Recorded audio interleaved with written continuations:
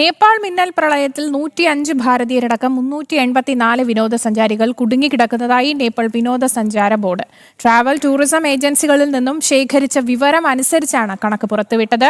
അതേസമയം മിന്നൽ പ്രളയത്തെ തുടർന്ന് വഴിയിൽ കുടുങ്ങിയ 36 അംഗ മലയാളി വിനോദസഞ്ചാരികൾ സുരക്ഷിതരാണെന്ന് ജനം ടിവിയെ അറിയിച്ചു.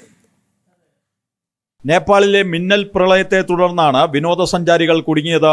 ഭാരതീയരും തദ്ദേശീയരുമടക്കം ഔദ്യോഗികമായി രജിസ്റ്റർ ചെയ്ത 384 പേർ കുടുങ്ങിക്കിടക്കുകയാണെന്ന വിവരമാണ് നേപ്പാൾ ടൂറിസം ബോർഡ് പുറത്തുവിട്ടത്. പ്രളയത്തെ തുടർന്ന് വഴിയിൽ ഒറ്റപ്പെട്ട 36 അംഗ മലയാളി വിനോദസഞ്ചാരികൾ സുരക്ഷിതരാണ്. കാഞ്ഞങ്ങാട് മുൻ SI പ്രദീപ് അടക്കമുള്ളവർ സംഘത്തിലുണ്ട്. എറണാകുളത്തെ ട്രാവൽ ഏജൻസി വഴി വിനോദയാത്രയ്ക്ക് പോയവരാണ് ഇവർ. നിലവിൽ സംഘം സുരക്ഷിതരെന്ന് മുൻ SI പ്രദീപ് ജനം ടിവിയോട് പറഞ്ഞു. കൊച്ചിയിൽ നിന്ന് ഫ്ലൈറ്റ് വഴി നേപ്പാളിലേക്ക് വരാൻ വേണ്ടി പ്ലാൻ ചെയ്ത് ഗോരഖ്പൂർ ഇറങ്ങി അവിടുന്ന് റോഡ് വഴിയാണ് നേപ്പാളിലേക്ക് വന്നത്. ഇന്നലെ കാഠ്മണ്ഡുവായിരുന്നു. രാവിലെ 7 മണിക്ക് അവിടെ പുറപ്പെട്ടു. 9 മണിയോടെ പെട്ടെന്ന് റോഡ് ബ്ലോക്ക്, ഒരു കുന്നിൻ പ്രദേശ സൈഡ് റോഡ് ബ്ലോക്ക് കണ്ട സമയത്താണ് ഞങ്ങൾ സംഭവം അറിയുന്നത്. എല്ലാവരും ഓടുന്നതുകൊണ്ട് ഞങ്ങൾ പെട്ടെന്ന് ഒരു സ്ഥലത്ത് പുഴയിലൂടെ കുറേ മരങ്ങളും വീടുകളും വാഹനങ്ങളൊക്കെ ഇങ്ങനെ ഒഴുകിപ്പോകുന്നവരുണ്ട്.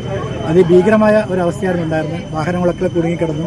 ഞങ്ങൾ രാവിലെ 9 മുതൽ ഏകദേശം ഇപ്പോൾ 2:45 വരെ ഞങ്ങൾ റോഡിൽ ബ്ലോക്കായിരുന്നു.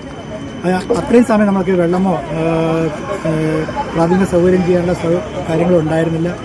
സ്ത്രീകളും കുട്ടികളും അടക്കുന്ന സംഘമാണ് ഞങ്ങളുണ്ടായിരുന്നത്. ഞങ്ങൾ കാസർഗോഡ് ജില്ലയിൽ നിന്ന് വന്ന ആൾക്കാരുണ്ട്, കണ്ണൂർ ജില്ലക്കാരുണ്ട്, കോട്ടയംകാരുണ്ട്, എറണാകുളംകാരുണ്ട്, പല ജില്ലയിൽ നിന്ന് വന്ന ആൾക്കാരുണ്ടായിരുന്നു. പക്ഷേ എല്ലാവരും ഇപ്പോൾ സേഫാണ്. ഞങ്ങളെ ഡൈവേർട്ട് ചെയ്ത് വേറെ റൂട്ടാണ് വന്നിട്ടുള്ളത്. ഇവിടുന്ന് ഏകദേശം 60 കിലോമീറ്റർ വനത്തിലൂടെ പോകണമെന്നാണ് പറഞ്ഞിട്ടുള്ളത്.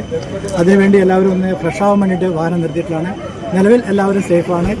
നല്ല രീതിയിലുള്ള സപ്പോർട്ടാണ് കിട്ടിക്കൊണ്ടിരിക്കുന്നത്. കുടുങ്ങിക്കിടക്കുന്ന വിനോദസഞ്ചാരികളെ സുരക്ഷിത സ്ഥാനത്തേക്ക് മാറ്റാൻ നടപടി സ്വീകരിച്ചതായും രക്ഷാപ്രവർത്തനം ഊർജിതമാണെന്നും നേപ്പാൾ ടൂറിസം ബോർഡ് അറിയിച്ചു. ജനം, ഡൽഹി.